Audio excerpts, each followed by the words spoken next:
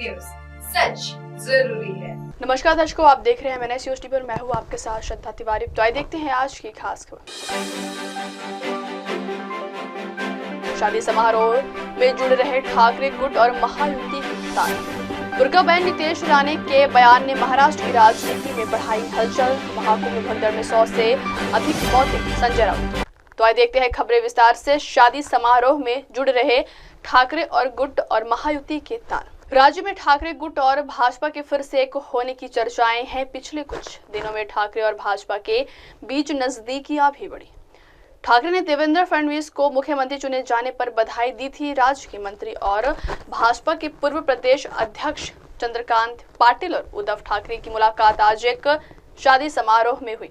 बताया जाता है कि वे विले पार्ले से भाजपा विधायक पराग अलवानी की बेटी की शादी समारोह में मिले और उन्होंने राजनीति पर भी चर्चा की। इसलिए इन दोनों नेताओं की एक ही जगह मुलाकात ने सभी की भवें चढ़ा दी।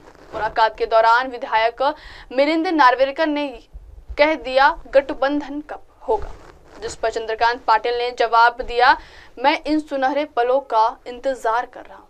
इसके बाद उपस्थित लोगों में हंसी का ठहाका लग गया। इसके बाद सांसद संजय राउत से आज की प्रेस कॉन्फ्रेंस में चंद्रकांत पाटिल द्वारा दिए गए बयान के बारे में पूछा गया।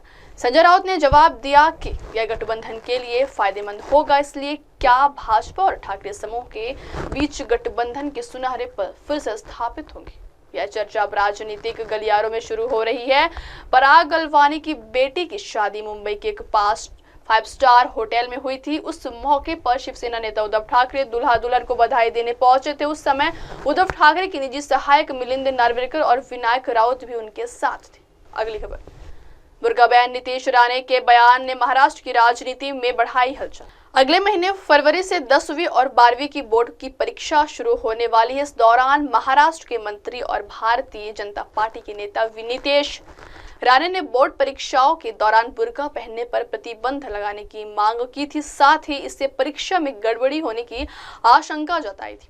महाराष्ट्र के मंत्री नीतीश राणे द्वारा परीक्षा केंद्रों पर बुर्का पर प्रतिबंध लगाने के अनुरोध पर प्रतिक्रिया व्यक्त करते हुए शिवसेना नेता राजू वाघमारे ने कहा कि अगर मतदान के दौरान बुर्का पहनने की अनुमति है तो परीक्षाओं के दौरान भी इसमें कोई समस्या नहीं होनी चाहिए। हालांकि वाघमारे ने जोर देकर कहा कि राणे का आधा बयान सही है कि महायुति सरकार तुष्टीकरण की राजनीति बर्दाश्त नहीं करने जा रही है। राजू वाघमारे ने कहा, उन्होंने जो कहा है उसका आधा हिस्सा सही है कि महायुति सरकार तुष्टीकरण की राजनीति को बर्दाश्त नहीं करने वाली है, लेकिन साथ ही अगर मतदान के लिए इससे अनुमति दी जाती है तो मुझे नहीं लगता कि परीक्षाओं के दौरान इससे कोई समस्या होनी चाहिए। मुझे नहीं लगता कि छात्रों और उनकी पढ़ाई के लिए हमें नहीं लगता कि हमें इस तरह का बयान देना चाहिए, क्योंकि यह भूमि छत्रपति शिवाजी महाराज और अंबेडकर के विचारों और प्रक्रियाओं की है। अगली खबर।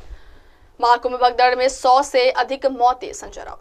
महाकुंभ में मची भगदड़ को लेकर संजय राउत ने सरकार पर तीखा हमला किया है। उनका कहना है कि उनकी जानकारी के मुताबिक 100 से अधिक लोगों की मौत हुई है और सैकड़ों लोग घायल हो गए। संजय राउत ने कहा कि इस भगदड़ में कई बच्चे, बुजुर्ग और महिलाएं भी लापता हो गई, जिसे छुपाया जा रहा है।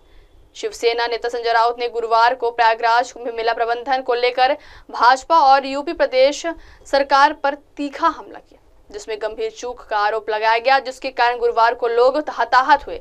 धार्मिक समागम में भगदड़ जैसी स्थिति पर बोलते हुए राउत ने कहा, यह एक ऐसा योग है जो हर 144 साल में एक बार होता है। प्रशासन और सरकार को पता था कि वहां भारी भीड़ होगी, फिर भी वे यह दावा करके राजनीतिक मार्केटिंग में लगे हैं कि रोजाना 10 से 20 करोड़ लोग आएंगे। उन्होंने महाकुंभ में राजनीतिक गणमान्य व्यक्तियों की उपस्थिति की भी आलोचना की। उन्होंने कहा, ऐसे समय में वीआईपी को दूर रहना चाहिए। रक्षा मंत्री, गृह मंत्री और अन्य केंद्रीय मंत्रियों के लिए पूरे क्षेत्र को एक दिन के लिए बंद कर दिया गया था। इससे अराजकता की स्थिति पैदा हो गई। उन्होंने कहा कि कई महामंडलेश्वरों ने सेना को व्यवस्था सौंपने का सुझाव दिया। राउत ने भी आरोप लगाया कि महाकुंभ का प्रचार के लिए राजनीतिक करण किया गया, जिसके परिणाम स्वरूप अंततः मौतें बढ़ गई। अब वक्त हो चला दर्शकों ब्रेक से लौटने के बाद देखिएगा देश और दुनिया की तमाम बड़ी खबरें। बने रहिए MNS न्यूज टीवी पर। नमस्कार। हाय हेलो नमस्कार, मैं हूं पंकज विष्णु और आप देख रहे हैं MNS न्यूज। आप देख रहे हैं MNS न्यूज, सच जरूर।